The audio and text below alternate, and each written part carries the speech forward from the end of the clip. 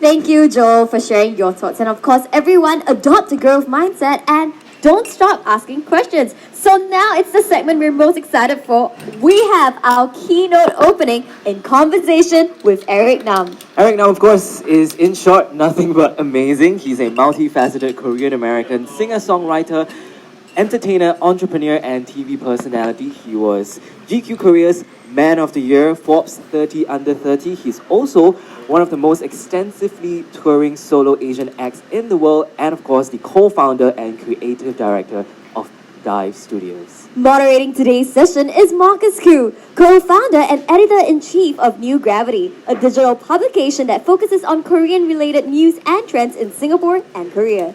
His vast interest in all things digital and social media has led him to dabble in a variety of creative pursuits, from marketing to podcasting and even videography. When he's not working on a creative project, you might just find him hosting a session on Discord discussing the latest K-dramas with fellow K-dramas fanatics. Graduated in 2020 with a degree in professional communications, he has worked on several projects with youth.sg, now known as utopia.sg, and Della to cover topics that would be of interest to youth. So without further ado, let's not keep all the Eric Nam fans waiting anymore. It's over to you, Marcus. Hello, hi, morning. Welcome back to day 2 of now 2021, Singapore's largest Youth Unconference. I'm sure you guys heard a lot about that. But more importantly, I'm here today as the moderator of one of the most anticipated keynote sessions of today's event. And it's none other than In Conversation with Eric Nam himself. But without further ado, I want to bring him up on the screen. Can we bring the man of the hour? Hi, Eric. Hey Marcus, hey everybody. How are you? Hi. All right, so great to meet you, and I think a big thank you to everyone joining in this session, spending your Sunday morning, afternoon, or evening, wherever you guys may be from. But for aspiring musicians today, I think you'll be in for a treat, because we're going to dive into the incredible mindset of Eric today and get him to share the reality of being an artist and pursuing a music career both in the East and the West. And I think you'll be a great person to talk a bit on that in just a bit, Eric. But for those of you who may not be familiar with Eric, you probably come across his videos on Harper's Bazaar, dropping his skincare routine, and of course on BuzzFeed as well, reading Thirst tweets. But we're not here for that. We're here to talk about youth and dreams and aspirations. So without further ado, let's get started. Eric, since this conference, Youth Unconference, is all about passion and youth and dreams, what does the term passion mean to you? Ooh, what does the term passion mean to me? I think passion is the thing that gets you so excited that you can't think of wanting to do anything else.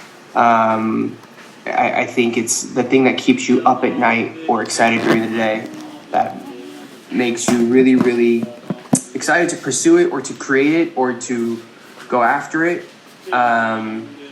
Something that you really, really love. I think that to me is kind of like the definition of passion. Okay, so for your case, what would you then say would be your passion? Because you have a long list of credentials, right? You're a podcaster, you are a entrepreneur, you do a lot of things, right? So what would then be your passion to you? Oh man, I think I have a lot of passions. I think it's completely fair to say you can have more than one passion. I think for me, though, I guess the overall arching theme of what really keeps me going and what really motivates me is the ability or the attempt to create things and to make things, particularly things that have not been done before. And I think that's what really excites me. I don't know, I think I'm always looking for opportunities or places where I feel like I can make an impact, and going after that and trying to make it work is something that really keeps me up.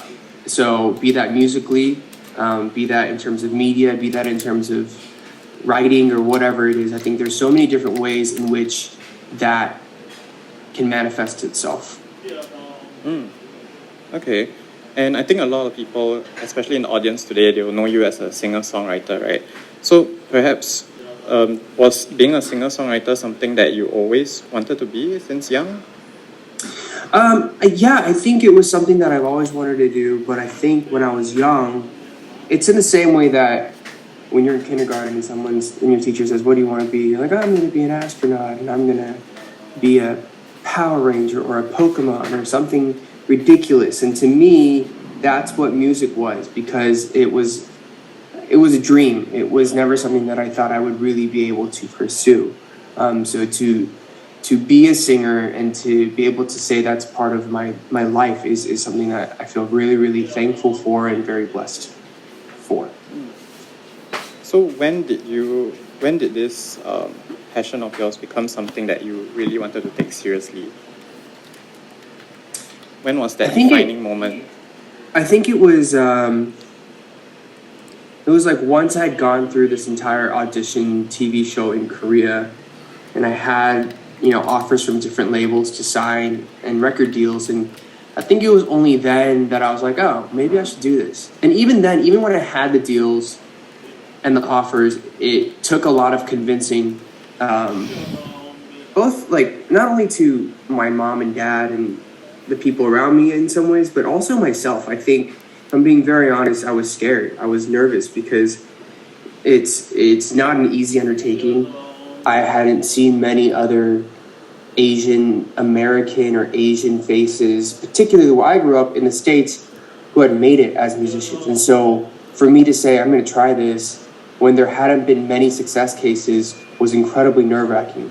So I was very, very nervous about it, but I think, I made myself a deal, I made myself a promise, and to not pursue something that I had always wanted to do, that I'd always considered a passion, would have not been fair to myself, given the circumstances. So that's kind of when I first signed and kind of dove into it. Oh my gosh, that's 10 years ago. Yeah. Right. So yeah. Okay, I think you mentioned a bit about getting your parents to also be in line with you in terms of making that decision, right? So could you just share, how do you get your parents to let you agree or at least be in line with you on this decision that you made? It was hard. I mean, I'll say a couple things. Like, first, I think my parents, I had built my career not as like a musician, but just as a college student, as a high school student. My resume in a way where I felt like I had done and I had achieved everything that I needed to achieve by the time I was at college. I had gotten the good grades, I had gone to a good university, I had the job, I had everything kind of ticked off. And so when I was speaking to my parents about it, and they knew how much I struggled with this decision to say, okay, I think I'm going to try this. So when I said I'm going to try it, my mom was probably like very opposed to it, but my dad was kind of like, hey, yeah, we trust you. You've not gotten yourself in trouble or killed in some way or another yet. And so, yeah, we trust you, go for it. Having said that, even till, a few years back, my mom would be like, so when are you going to get a real job? Are you sure you want to do this? Is this really the best opportunity for you? But it took a long time for my mom to come around. But for me, I think it's, at the end of the day, when I think about parents, it's like they are opposed or they're worried about us because they want the best for us. They want the best in life for us. They want us to have the best opportunities. They want us to be stable. They want us to be safe. They want us to be happy and healthy. But I think what oftentimes parents may not, or oftentimes can forget, is that a big part of happiness is being able to pursue what you really want to pursue. It is going after your dream or your passion. And so even if you have the stable income or the 9-to-5 job or whatever they think is stable and good, it doesn't necessarily mean that you're happy. And so when if you're going to give equal weight to everything, I think there's a fine balance and a very honest conversation that is to be had with your parents about what you want to do and what you want to pursue. Yeah, I think that's very honest. I think a lot of us, especially in Asian families, right, I think we all more or less struggle the same thing with the typical stereotype that, it's best to go through college and get degree and of course get a stable job, and pursuing a music career or arts career may not be something that they may be receptive initially, but I think it's good to always have an honest conversation But I think we want to talk a bit about you and yourself as well. So let's go back to 2011, right? 10 years ago, when you first landed in Korea for the Star audition. What was that whole experience like for you? It was a lot. I mean, I could barely speak Korean. I didn't really understand or know what people were saying to me. I couldn't memorize like Korean songs. I didn't know many. I only had a handful. And then culturally, it was hard because I just didn't understand a lot of what was going on or what social cultural norms or etiquette was. So I found myself always worried and stressed and having a really hard time.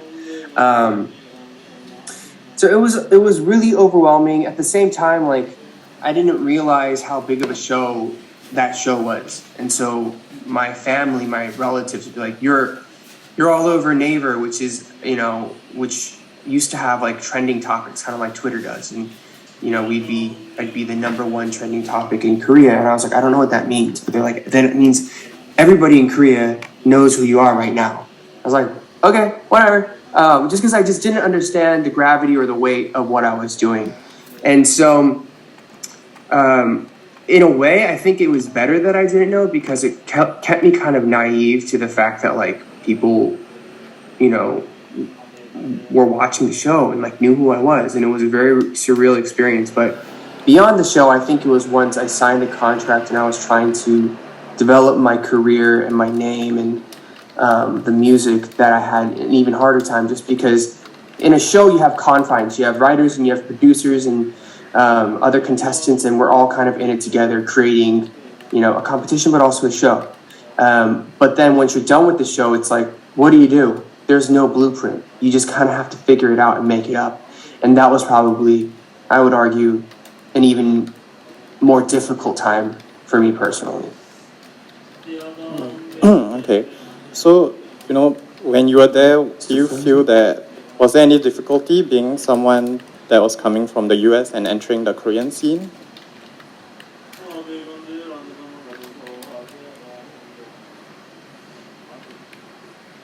Any issues with the stream? Oh no, did we lose Eric? Oh no. Yeah, I think he'll be back in just a bit. He's reconnecting at the moment. For nominations, for those of you who have questions, please get ready. Hi Eric, welcome back. Hi. Sorry guys, I don't know what happened. No worries. Sorry. That's No never worries, happened. no worries. All right. Sorry. No worries. Yeah. So, when you landed in Korea, do you find any difficulty being someone who came from the US and entered the Korean scene? I think you shared a bit about that as well. But were there any other difficulties that you faced? Yeah, I mean, I think it's always a fine line of finding what you're comfortable with and what you want to do, and then like when in Rome. So when in Rome or when in Singapore or when in Korea, you have to follow the rules, the cultural and the standards and the societal standards, And being American, I just didn't even know what a lot of them were, and I didn't understand how a lot of it worked. And so I found myself becoming a very introverted person and a very, like, in many ways scared all the time just because I didn't want to mess up. I just didn't know. I always said the wrong thing. I always, did something wrong. You didn't want to offend anyone, right? Yeah, so I think I was always on edge.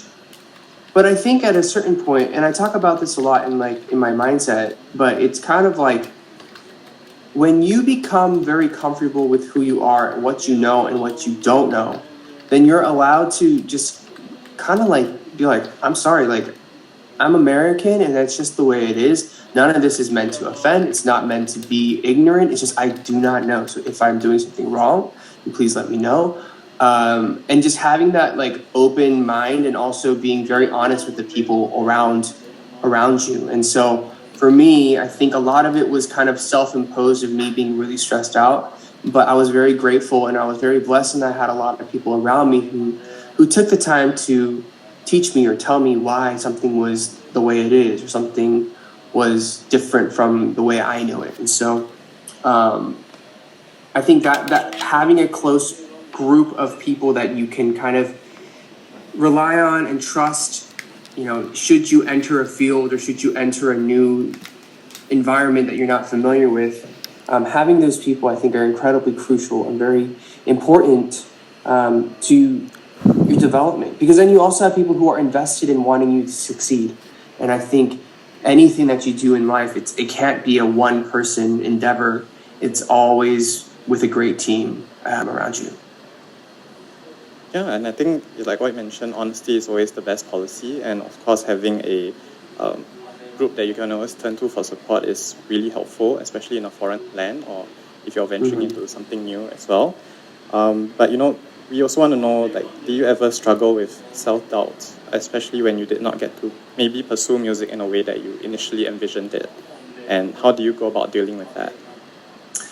Yeah, I mean, like always, I feel like I deal with self-doubt even to this day. I think that's something that everybody deals with. I think self-doubt is completely natural. I think it's completely normal. And if you don't doubt yourself at times, I don't know, that feels almost like weirder to me because like if you are in tune and you are trying to be the best version of yourself as possible, you have to doubt yourself. You cannot be right all the time.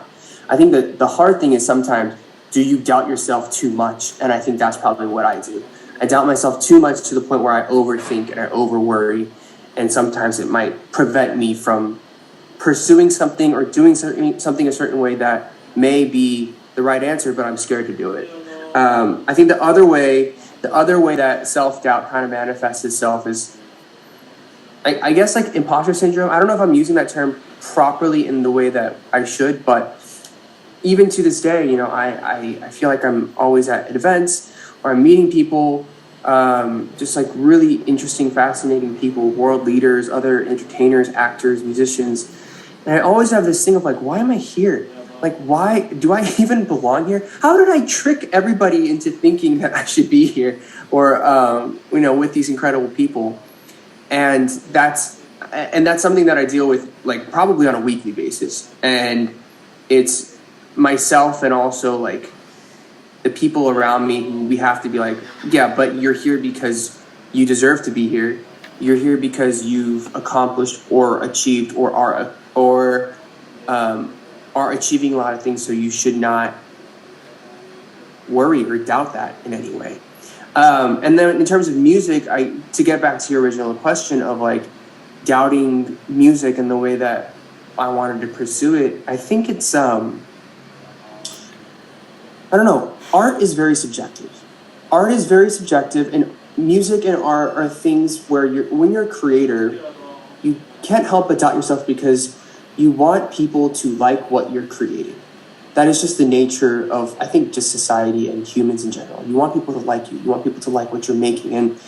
And what I put together in my head, though, probably a few years ago, is that like when I'm creating, I have to create for myself. I have to create because I really like this song, because I really want to tell this story, because I really want to share this emotion. And whether or not somebody likes it or not, it should not matter. As long as I am really enjoying the process or getting something out of it that goes beyond what mass audiences say, I think that to me is the most valuable thing that comes out of creating music. And if and when people connect to it and they love it, that's when it's like a great success for everybody. But there are also times where like a song or a project doesn't connect, where people don't like it, and that's fine too. I was watching a movie today, I think it was called Tick, Tick, Boom, on Netflix, and it's this long, I don't want to give away what happens, but at the end of it, it's pretty much like you have to just keep creating. Whether it does well or it does not do well, you just have to keep creating because that is what you do and that is what you are. And having that as kind of the framework for pursuing things, I thought was a very honest, and it kind of hit me in the chest. I was like, oh man, I really felt that. But it's also when you're creating things, that's probably like the best lesson that if I had known earlier, I would have been even more aggressive and just cranking stuff out. Okay. Yeah, I think like what you just mentioned, I think what you just shared was really honest and raw. I really felt that from you. But I think there's also a reason why you are so popular and you've gained so much popularity over the years as well. And even GQ Korea recognized you as Man of the Year, and Forbes honored you as 30 under 30 as well. And YouTube Music recognizes you as the global trending artist on the rise. You have all these credits to your name. And also, I mean, like what you mentioned as well, right? When you put out music, you just have to keep going at it. And, you know, like, people can like it or hate it, but I think your efforts paid off because, you know, I was checking out your world tour for next year, January to April, right? And some of the locations have already been sold out in America and Europe. My only question to you is, when is Singapore going to be on that world tour list? Yeah, I mean, you know what? Honestly, I am just as curious. I am so curious, and I am dying to go. I would love to go. I think one of my favorite shows of 2020 was Singapore. It was a very interesting venue. I'd never been in a venue like that, but it was such a good time. And I was just telling this to some people the other day. I was like, I really can't wait for if and when Singapore does shows again, because I hope to be one of the first people there. I will be there. Just let me know when I don't have to quarantine and you guys are doing concerts again, because I would love to be back. So hopefully next year. Fingers crossed. Okay, you heard it first. 2022, Eric Nam concert in Singapore, maybe. Your fans are going crazy in the comments. Okay, you know, I think coming back to today's topic, you know, you talked about the movie you watched on Netflix as well. But maybe could you just share another important life lesson or epiphany you gained through your struggles in your career so far? Ooh, man. I think question. I know we're going like really deep, guys. Ooh. This could be the Get Real podcast instead of the Debate show. This is like deeper. This is deeper than a lot of things. I mean, I get really deep in my mindset, and there are a lot of lessons there. And then I'm trying to think of one that's like not in my mindset that I want to like share here and impart with all of you here. But okay, what's like a lesson or an epiphany? Yep. I don't know. This is kind of like a cop out of an answer, but I still think it's very, very true. And this actually helps and hurts me in different ways. But just knowing that you can be wrong, you can be completely wrong. And you can also be completely right on the flip side.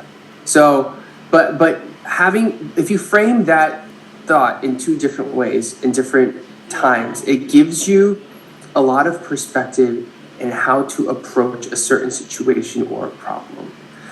Sometimes, you know, we were talking about self-doubt. I think self-doubt is sometimes very necessary for you to make something even better. I think sometimes knowing that you're right, being overly confident is also incredibly important in having you perform in a certain caliber or a certain way.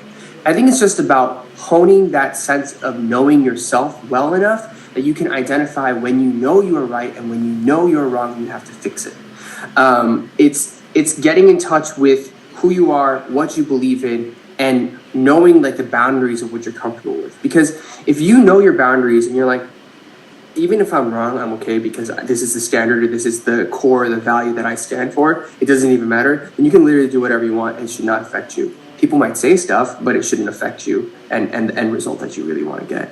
So I guess I should rephrase it, more than like know that you could be wrong or right, just know yourself as best as possible. Be brutally honest with yourself. And it's really hard to do because sometimes you hate the answer that you're telling yourself because you can be wrong. You can be completely off the mark, but you have to also accept it and be okay with it. And I think it's kind of like a skill that you develop as you kind of go, for me, through your 20s.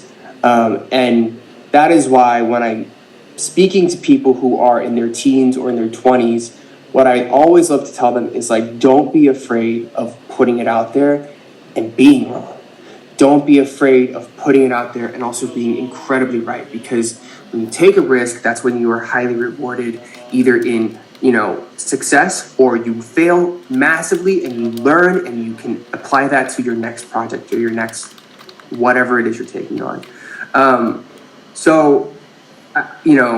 I said this earlier, but like when I think about when you want to pursue something and you are at this crossroads with your parents or the people around you, just know that like 20s for me, the way I think about it, it's the time for you to experiment. It's time for you to be weird. It's the time for you to step outside anything and everything that you would ever do conventionally, because we only live one life and you only have your 20s once, and you should just do whatever you want. Sorry, I know I'm really shaking everything up. Yeah, that was really deep. I think in some it's all about, you only live once, right? YOLO. But, I think the next question is going to be much lighter than the deeper one that I just asked. So you have your album releasing in January next year. Could you just give us like a teaser, something that you've never shared to anyone else about how this album is, or a special message that comes with this album that you'll be releasing next year? Yeah, well, I am putting an album out in January 7th, and it is called There and Back Again. And I guess there's a lot of things that we could talk about that's kind of pertinent and relevant to this conversation here. Trying to think like what the best way is to approach it. Okay, let's start here. I mean, I just went off about trying things and like taking the risk and pursuing it however you feel and believe is best. And I think if you think about, for me personally, this is my first independent album. I've been within a system of K-pop and labels for the past 10 years.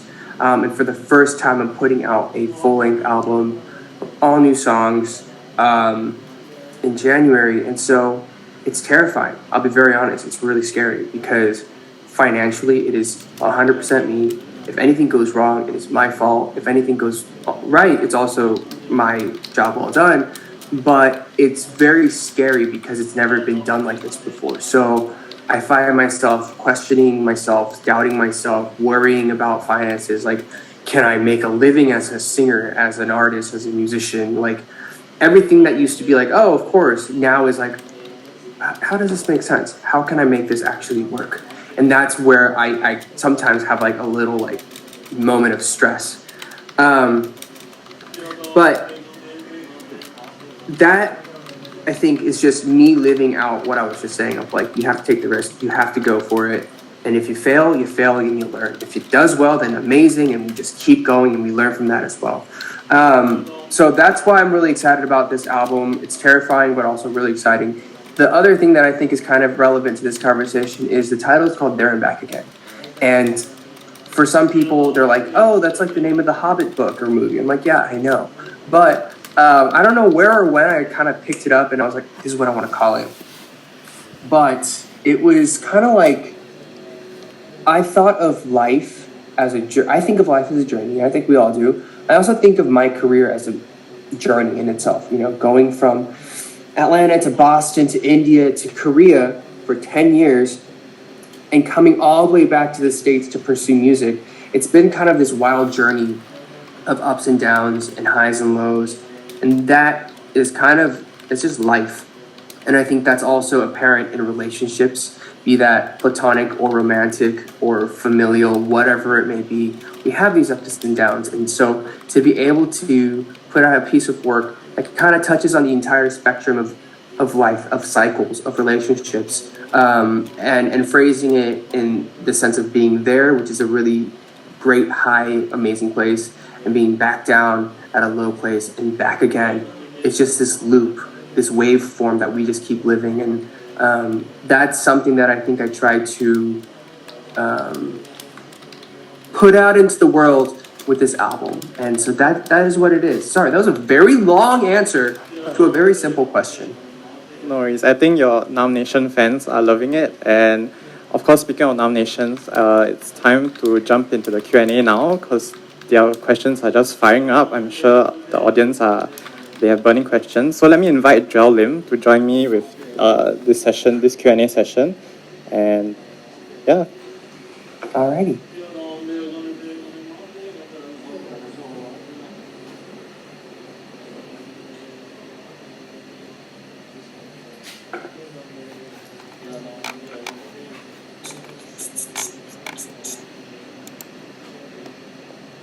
Right. Hi, guys. Oh no, is Eric still there?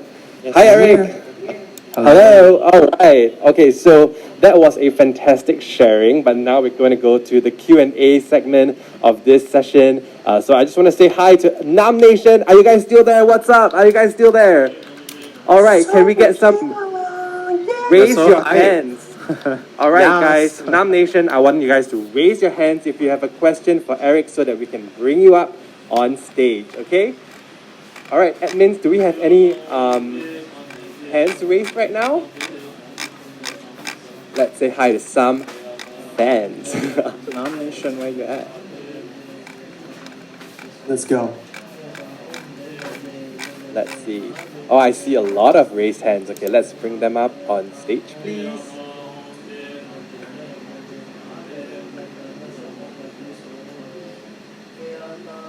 Hi there. Hi. What's Hi. your name? Hello, I'm Anin. Nice to meet you. I hope you found the session a great one. What's your question for Eric? Okay, so my question is that cultural appropriation is a very hot topic in like the K-pop scene and like music scene in general. So how do you do so many international collaborations like with Arman Malik's one very recently while ensuring that you don't fall into the trap like where so many idols or like celebs end up in scandals with cultural appropriation? Ooh, good question. I don't have the best answer, and my answer should not be responsible for the entire industry because I do not know. I think, for me personally, I don't know everything. I do not know the answers. I do not know every culture. I do not know every language, and it is in these moments where I defer to other people who know more than me, who are more professional. So, in the sense of, Armand or whoever, we always want to be sure that we're not offending anybody as best as possible. And so I think we always have a gut check. We always have a dummy check to be like, is this going to come off rude or as cultural appropriation or in a way that is offensive to somebody else? And if on the off chance, if there ever is like, yeah, maybe it will, then we just take it out and we change it. I think, I would like to think there are enough words in the world, there are enough creative ways in the world for us to create things without having to offend people. And that is it. Having said that, there will be times where I'm sure we try and it still offends people. But I think on the flip side of that, what I think is really scary and really hard for creators or celebrities or anybody in the public, even just people on the internet, is that people are so quick to cancel without being able to educate or have a conversation around the issue. And that is probably my biggest frustration because there are many times where I see people who do something and it's an honest mistake. They had no idea. But rather than saying, hey, let me tell you why this is an issue or a problem or how you can make it better, people just attack. And I don't think that does anything to actually fix the problem, which is why you will find it very, very rare for anybody to want to talk about this topic because it's scary for people. So when we approach it as people on the internet as, okay, maybe they did make a mistake, but how can we have a conversation instead of saying this person should go retire? I think that's probably like a much better way for all of us to collectively handle it because I've seen it happen to so many people and I just think it's a shame in many ways. But thank you for your question. Thank you, Eric. Thanks. Have a good one. That's a fantastic answer, Eric. A lot of the comment section are sending their support and love to you as well. So that's the fans sending the love. So can we go on to the next question? Are there any more raised hands? Let's say hi to some more people.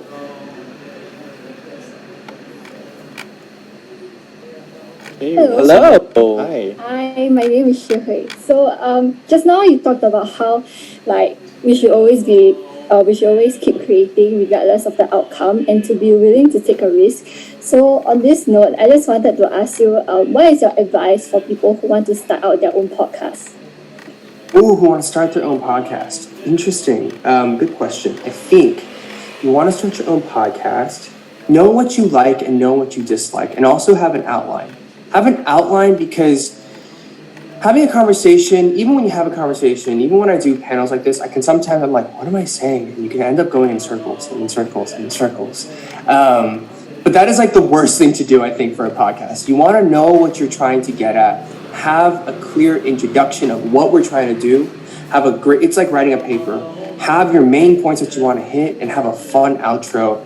And it takes time and it takes practice because hearing yourself talk after you record something can be very, very, very like awkward and like chicken feet and all that stuff. But I also think that potentially doing a podcast and that kind of stuff is also a great way for people to really develop a set of skills when it comes to just having great conversation, of presenting, of being able to, not be afraid to put your thoughts into words immediately. But just know what you like, know what you don't like, and also try to like model it after certain shows that you enjoy. If you're enjoying something, there's a reason that it's working.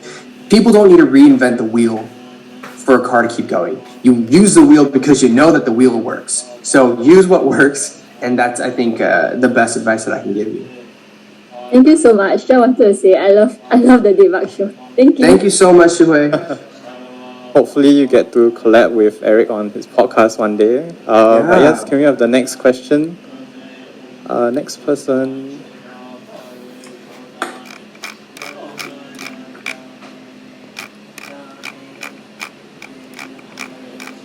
While we wait for the next person, any upcoming podcasts in the line, Eric, that you could share?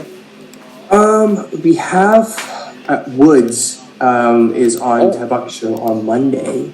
And then we have a couple solo episodes and a couple more guests. I've been traveling a lot, and so doing guests has been pretty hard. So we're trying to do some more casual solo episodes where I just kind of talk in circles, Eric, I do have a question.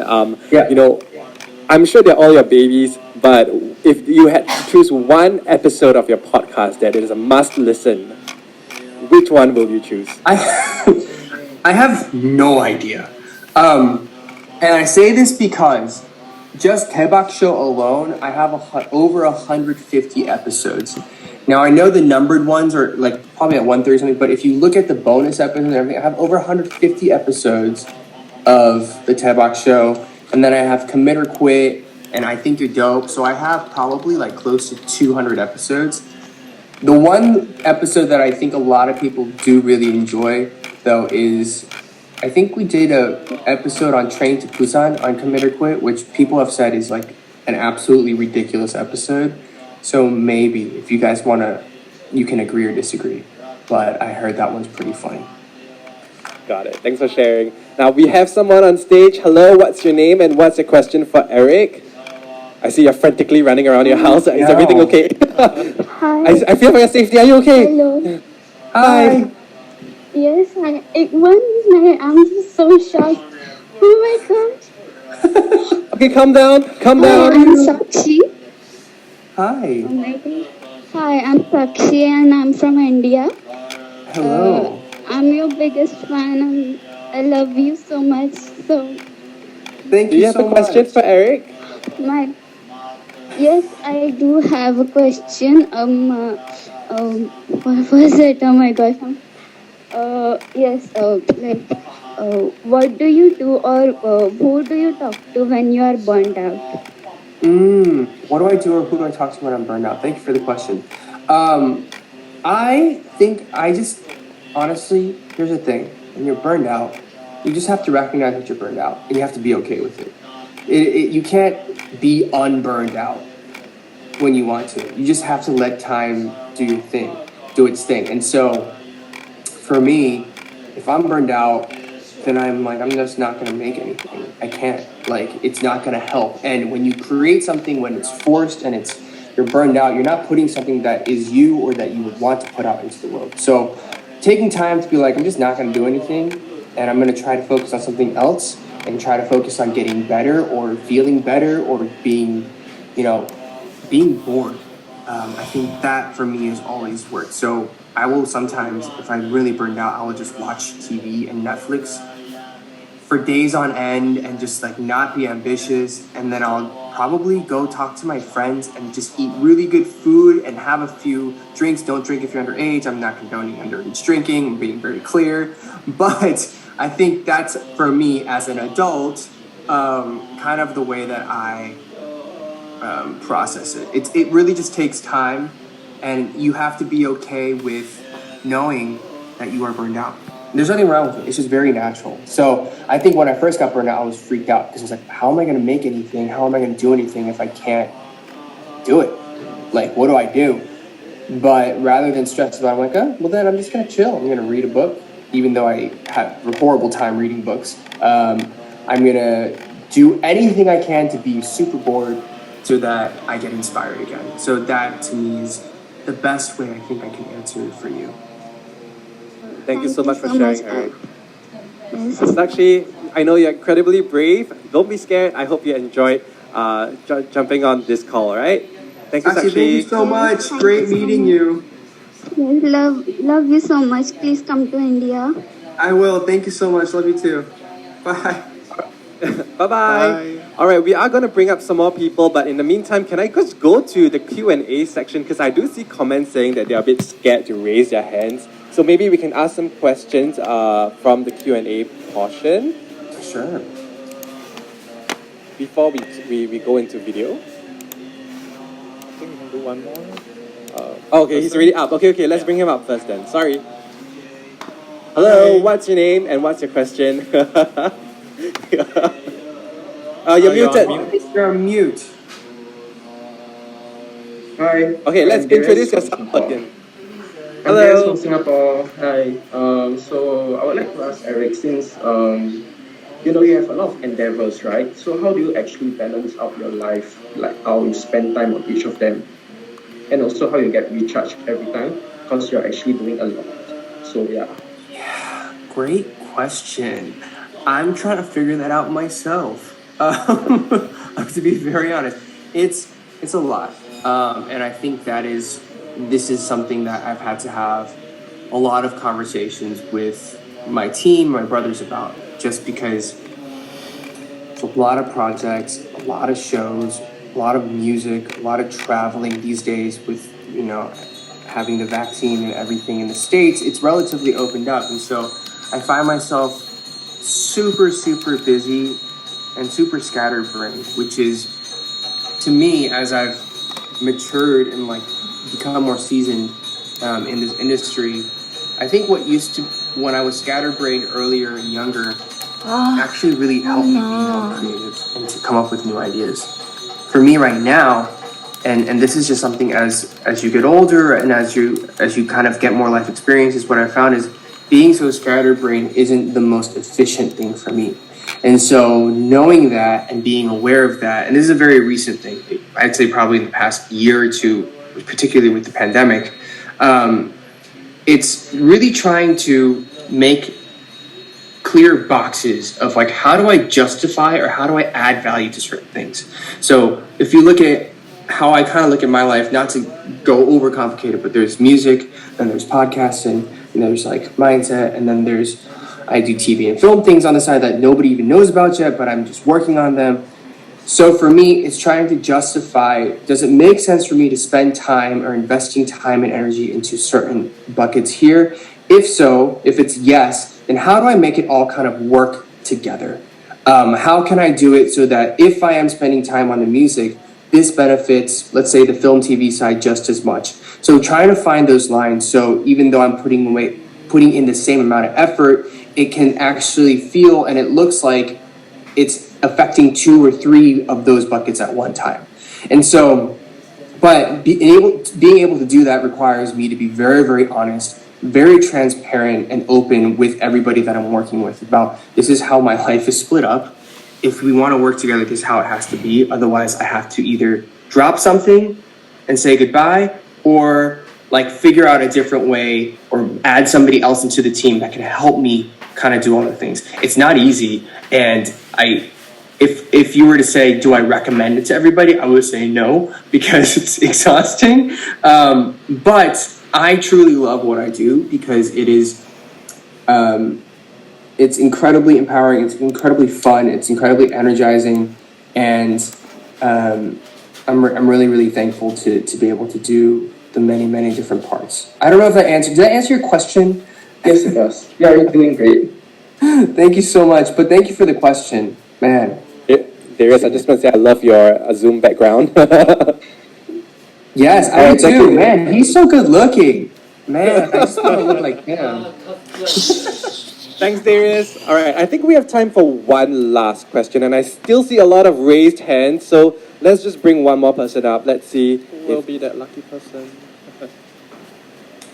I'm sorry, I know there's a lot of questions coming in from the chat, but we do want to give priority to those who are raising their hands. So let's bring them up. Hi. It's you, Hi. Janine. Hi, can you introduce yourself and then your question, please? Okay. Hi, my name is Janice. I'm from Singapore. I'm currently a business marketing student. Okay, so I have actually a question for Eric. So, you actually know, like, for a long time, actually, what you wanted to do. So previously, I thought that I knew what I wanted to do, but now after taking like my course, which I'm taking marketing, I'm a bit lost that I want to do in life.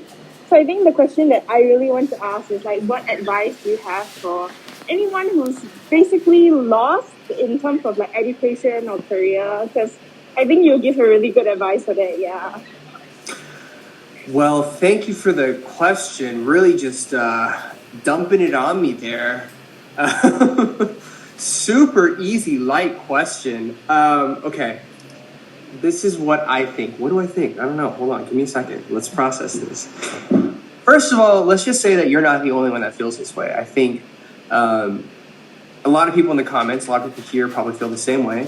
I remember even myself when I had my job offer, when I had graduated, it was a real question that I had. The entire internship, I was like, Mom, Dad, this pays well. It's a great job, but I don't know if I like this job. It's like not fun. I'm literally sitting on an Excel sheet in the closet of a pharmaceutical company because they don't have offices for us, counting different numbers and graphs, and it's not fun.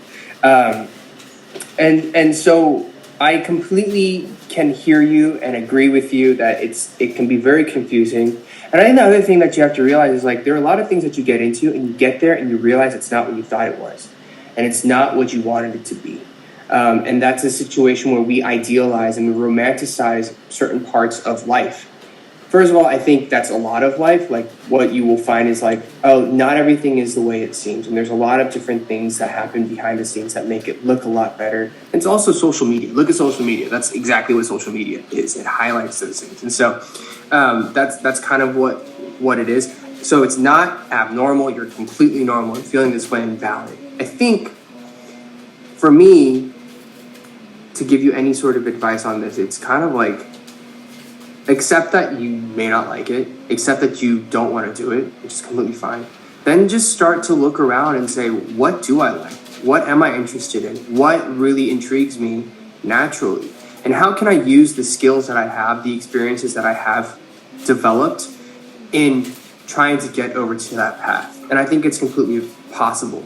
Like even my major, I was an international and studies and political science major.